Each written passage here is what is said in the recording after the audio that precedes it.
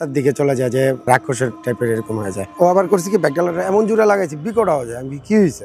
ভাই যদি জান নিয়ে বাঁচাতে চান তাহলে দৌড়ান। আমি বললাম যে ভাই আমার কাছে জগ আছে, তুমি খালি কাপড়টা টান দিবা, আমি বাড়ি দিব। এই তখনই আমি ডেড বডি মারা শুরু করি। আমার নাম আলামিন আলিফ, পেশায় আমি ড্রাইভিং করি আর স্টুডেন্ট, ডাফলিন ইউনিভার্সিটিতে আছি। আমার সাথে দুইটা তিনটা ভৌতিক ঘটনা ঘটছে, তার ভিতরে একটা এখনো সবচেয়ে স্মরণীয় হিসেবে আছে। সেটা হচ্ছে একটা 999 কলের ডেড বডি আমরা উঠেছিলাম। তো ওই ডেড বডিটা উঠানোর পর থেকে আমাদের ঝামেলাটা হচ্ছে। অ্যাম্বুলেন্স আগে চালাইছি, তারপরে এখন রেন্টের বিজনেস করতেছি। রাত্রে 7টার দিকে একটা ফোন আসছে 999 থেকে, যে ঢাকা মেডিকেল থেকে একটা লাশ নেওয়া লাগবে, যাবে গোপালগঞ্জ।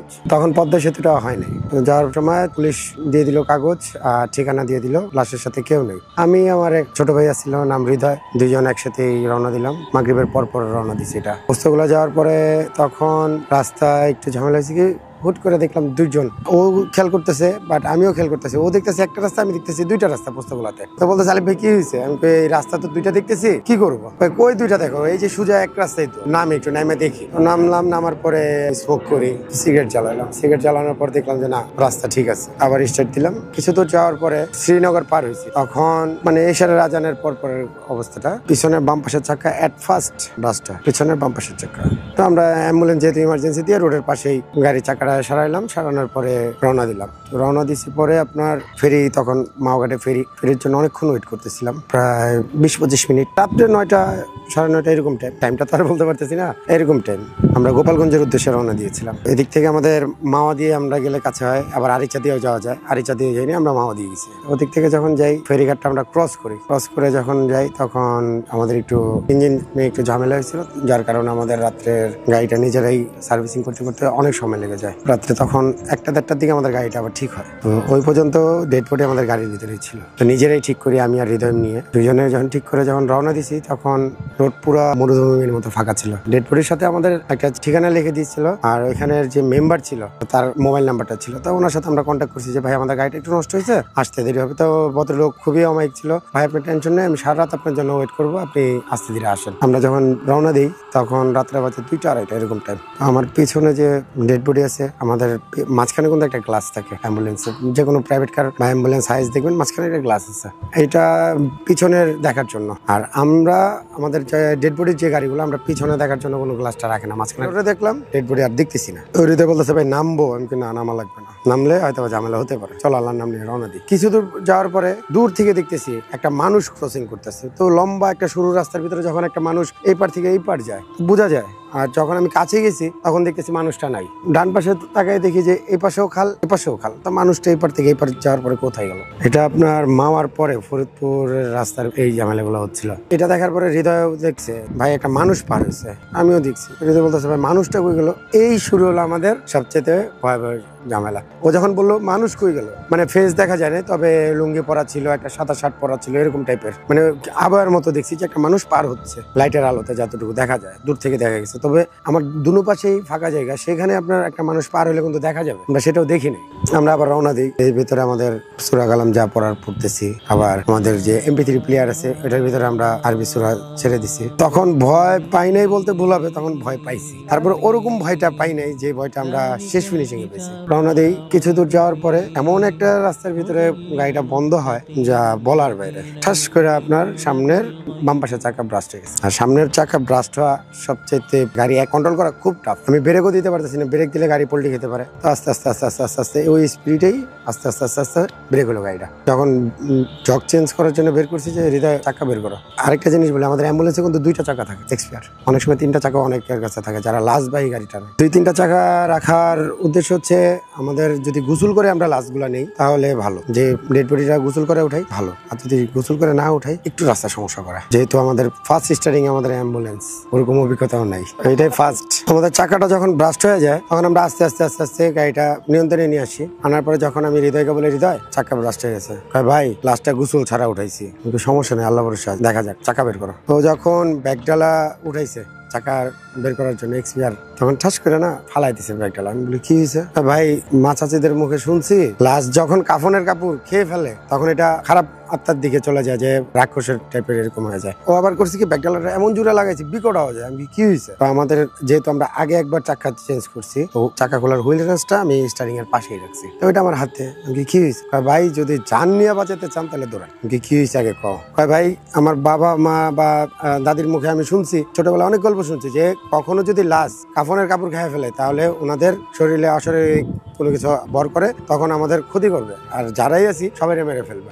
কি উল্টা পাল্টা বলতেছে? আমি তো অলরেডি মনে করেন আমার ভিতরে পুরো ঘেমে অবস্থা খারাপ, তারপরেও আমি সাহস পেতেছি যে ভয় পাইও না, দেখতেছি। পরে বুঝতে দিতেছি আমি কি সমস্যা হয়েছে বলো তো।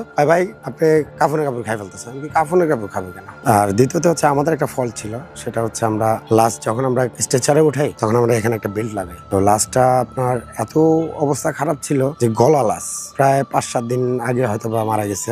আমি যতটুকু শুনছি উনি এখানে আলাদাভাবে থাকতো, ফ্যামিলি ছাড়া, ফ্যামিলি আরেক জায়গায় থাকতো। তো যে ঘরে স্ট্রোক করছে, তো ঘরে যখন গন্ধ ছুটে গেছে তখন প্রতিবেশীরা ওই লাশটা বের করছে। লাশটা অনেক ফুলে গেছিল, নরম হয়ে গেছিল, পানি টাইপের। তবে ওনাকে আবার পলিথিনে আমরা লক মুখ করে রাখছি, জাস্ট ফেসটা আর হচ্ছে আপনার এতটুকু একটু ঠিক করে রাখা হয়েছে। এই গলা লাশটা যখন পড়ে গেছে তখন দেখা যাচ্ছে যে আমাদের উপরে যে একটা কাপড় দিই, এই কাপড়টা এভাবে আটকে আছে। ব্রেক ফেল অবস্থায় কখন কি হয়েছে নিজেরও বলতে পারি। আমি বললাম যে ভাই যা হয়েছে হয়েছে, তুমি ভয় পাও? আমি আছি তো। হ্যাঁ ভাই আমি ভয় পাই না, সমস্যা নেই। দৌড়াতে বলছে যান বাঁচানোর জন্য, এটা ওর মনের ভয়। আর আমরা তো আমাদের গাড়ি আর লাস্ট যেহেতু আমাদের কাঁধের উপরে একটা দায়িত্ব দিচ্ছে, সেজন্য আমরাও এখান থেকে চলে যেতে পারছি না। যেমন ধরেন একটা যাত্রী উঠি, একটা যাত্রী যে পর্যন্ত নিরাপদ গন্তব্যস্থানে আমরা না পৌঁছাতে পারি সে পর্যন্ত আমাদের যত খারাপই লাগুক শরীর আমরা কিন্তু বলি না। দেখা যায় অনেক সময় ঘুম চোখ লাগে, এই লাগে, আমরা রেস্ট নেই না। আমরা আগে আমাদের কাজ শেষ করব, তারপরে রেস্ট নিব। তো সেই অবস্থায় আমরা যখন আমি বললাম যে ভাই আমার কাছে জগ আছে, তুমি খালি কাপড়টা টান দিবা, আমি বাড়ি দিই। এই তখনই আমি ডেড বডি মারা শুরু করি। ওরে বললাম যে তুমি ব্যাগডালা উঠাই খালি কাপড়টা টান দিবা আর আমি জগ দিয়ে পিটাবো। ভাই বুঝছেন? ধরলে আমি কি তুমি ভয় পাও না? তোমার আগে আমি থাকবো, আমার আগে খাইবো, তারপর তোমার ক্ষতি করবো। ভাই ঠিক আছে ভাই। তো ও যখন ধরছে এর ভিতরে আমি বাড়ি দিতেছি জগ দিয়ে। আমাদের জগটা হচ্ছে এরকম 4 কোণার চাকা খোলার হেভি জগ, ওটা দিয়ে হুইল রেঞ্জার দিয়ে তখন বাড়াবাড়ি করার পরে দেখি চলে আসছে। এর ভিতরে আল্লাহর কি রহমত একটা বাস আসছে। যখন দেখছি অ্যাম্বুলেন্স এইভাবে তেরা অবস্থা, তো বাস বলতেছে কি সমস্যা। যখন বাস দেখছি আমরা ওই ব্যাগটা লাগাই দিয়েই দৌড়ে গেছি যে ভাই আমাদের একটু হেল্প করেন। বাস আলা আবার মুরব্বী ছিল। তো বাস পরিবহনটা আমাদের খুব জনপ্রিয় পরিবহনের ব্যানার, তার নামটা বলবো না, হয়তো বা এখানে নামটা বলতে চাচ্ছি না আমি। তো মুরব্বী বলতেছে কি হয়েছে? আঙ্কেল আমাদের তো একটা লাশ নিয়ে আমরা খুব বিপদে পড়ে গেছি। পরে বলতেছে তোমাদের বয়স কত? বয়স যাই হোক, লাশ নিয়ে এই রোডে এত রাত্রে বেলা কেউ আসে? পিছনের যে যাত্রীরা ছিল ওনারা বলতেছে এইগুলো ডাকাইত, এর উপর দিয়ে চলে যান। ড্রাইভার বলতেছে না, ওনাদের চোখে মুখে ভয় দেখতেছি, ওনাদের যে অবস্থা দেখতেছি পুরো শরীর চুপচুপে ভিজা, এটা গোছল না আর পানিরও ভিজা না, এটা তাদের অরিজিনালি ঘাম। বাবা কি হয়েছে বলো? আঙ্কেল আমরা তো লাশ নিয়ে আসছি, আমার যে ওস্তাদ ছিল সে তো একটু অসুস্থ, ট্রিপল লাইনে একটা ফোন আসছে, লাশটা নিয়ে আমরা গন্তব্যের উদ্দেশ্যে রওনা দিচ্ছি, কিন্তু রাস্তায় খুব ঝামেলা করতেছে। তো লোকটা একটু হুজুর টাইপের ছিল, গাড়ির ড্রাইভারটা। তো হেল্পারে বলতেছে এই নিচে নেমে একটু দেখ। আমার এসে বলতেছে তোমার এই অবস্থা কেন? বাড়ি দিতেছি, জানি ছেড়ে দেয়। সেই হিসাবে আমরা মারামারিটা হয়েছিল। দেখা যাচ্ছে যে আমরা অনেক সময় যেমন কিছুদিন আগেও যখন একটা ঝামেলা হয়েছিল তারপর থেকে আর গাড়ি চালাই না। ওই ভদ্রলোক 3 জন ওঠার পরে আমি নিরাপদে গন্তব্যস্থানে যাওয়ার পরে ওই এলাকার চেয়ারম্যানের কাছে হ্যান্ড ওভার করে দিচ্ছি, দিয়ে গাড়িটা একটু ওয়াশ করে আমরা আবার সাথে সাথে ঢাকায় ব্যাক করে দিয়ে আমিও 20-22 দিন জ্বরে, হৃদয়ও 20-22 দিন। তারপরেও অ্যাম্বুলেন্সের উপরে আমাদের অতটা ইয়ে ছিল না যে অ্যাম্বুলেন্স চালাবো। তো লাস্ট যখন আরেকটা ঘটনা ঘটে তারপর থেকে অ্যাম্বুলেন্সটা ছেড়ে দিই। আসসালামু আলাইকুম ওরহমতুল্লাহি ওবারাকাতু। নাজেনে আশা করি আলহামদুলিল্লাহ আপনারা সবাই ভালো আছেন। ইনশাল্লাহ আমিও ভালো আছি আপনাদের দোয়া এবং ভালোবাসা। আজ আমি আপনাদের জন্য খুবই চমৎকার খুব সহজ একটি নুরানি পরীর আমল নিয়ে আসছি। যারা কম সময়ের মধ্যে আমলে কামিয়াবি হতে চান তাহলে আমি মনে করি এই ভিডিওটা আপনাদের জন্য। ধৈর্য মনোযোগ সহকারে আপনি আমলটি বোঝার চেষ্টা করুন। আগে বুঝবেন, তারপর আপনি আমল করবেন। এটি হচ্ছে নুরানি পরীর আমল। এই পরী দিয়ে আপনি যত জায়েজ কাজ আছেন করেই নিতে পারবেন। কিন্তু যদি কোনো অবৈধ কাজ করার জন্য তাকে নির্দেশনা দেন, যে আমল করবে, যে আমলকারী, তার বহুত বড় ক্ষতি হয়ে যাবে। যদি ক্ষতি হয় তাহলে আমি চ্যানেলের পক্ষ থেকে কোনো দায় থাকিব না। আগে বুঝবেন তারপর আমল করবেন। অবশ্যই গুরুর অনুমতি নেবেন। আমার কাছ থেকে যদি অনুমতি আপনারা না নিতে পারেন, তাহলে আপনাদের যদি কোনো পার্সোনাল কোনো ওস্তাদ থাকে, তাহলে তাদের কাছ থেকে আপনারা আমল নিয়ে এই আমলে বসবেন। এই আমলটি হচ্ছে 7 দিনের আমল। আমি প্রতিটা স্টেপ বাই স্টেপ আমি আপনাদেরকে বলে দিচ্ছি আমল কিভাবে করবেন। একটা কথা না বললে নয়, যারা আমার চ্যানেলে নতুন অবশ্যই আমার চ্যানেলটি সাবস্ক্রাইব করবেন, সাথে থাকা বেল আইকনটি অন করে দিবেন, যাতে নতুন কোনো ভিডিও আপলোড করার সাথে সাথে নোটিফিকেশন পৌঁছে যায় আপনাদের কাছে। আর যারা আমার চ্যানেলটা আগে থেকে সাবস্ক্রাইব করে রেখেছেন, আপনাদেরকে অসংখ্য অসংখ্য শুভেচ্ছা এবং স্বাগতম। আমি চলে যাচ্ছি আমলের দিকে। আপনারা মনোযোগ সহকারে আমলটি বুঝে তারপর আমল করবেন। এই আমলটি হচ্ছে 7 দিনের আমল।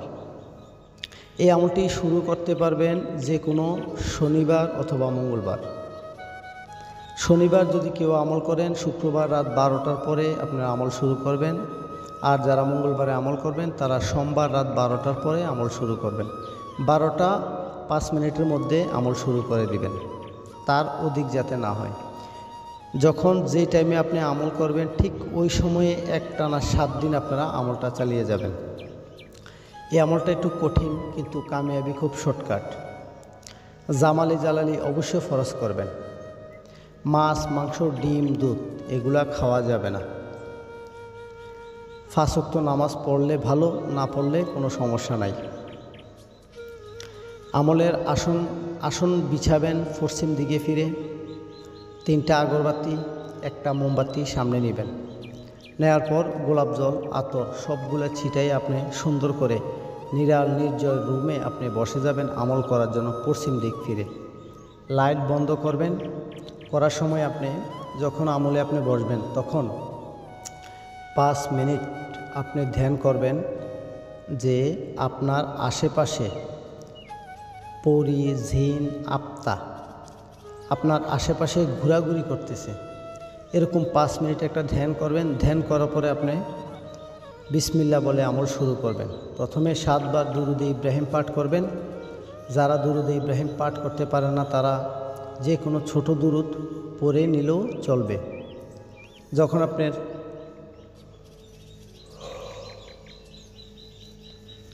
দুরুদ পড়া শেষ হবে, তখন সূরা ইখলাস, অনেকে সূরা ইখলাস কি জানে না, কুল হুয়াল্লাহু আহাদ, আল্লাহুস সামাদ, এই সূরাটা আপনি 21 বার পাঠ করবেন। পাঠ করার পর সূরা ফাতিহা, বিসমিল্লাহ বলে আমল, প্রতিটা সূরাতে বিসমিল্লাহ ব্যবহার করবেন। সূরা ফাতিহা পড়বেন 21 বার।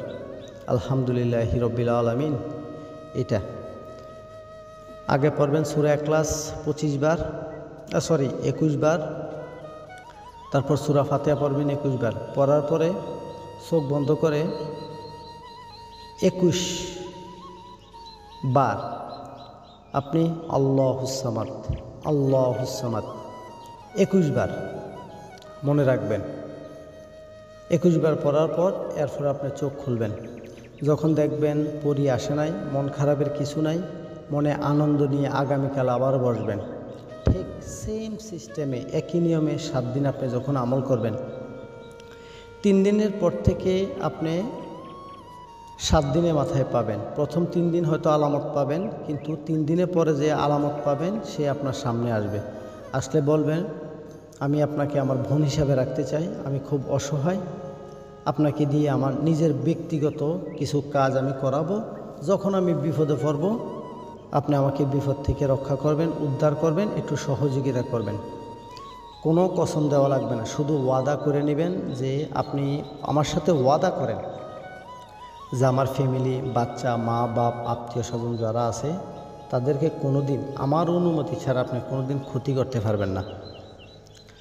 আরেকটা কথা বলবেন যে হ্যাঁ, আমি আপনাকে যখন ডাকবো তখন আসবেন, অবশ্যই আপনি আমাকে নিশানা দিবেন। আর আরেকটা কথা সাথে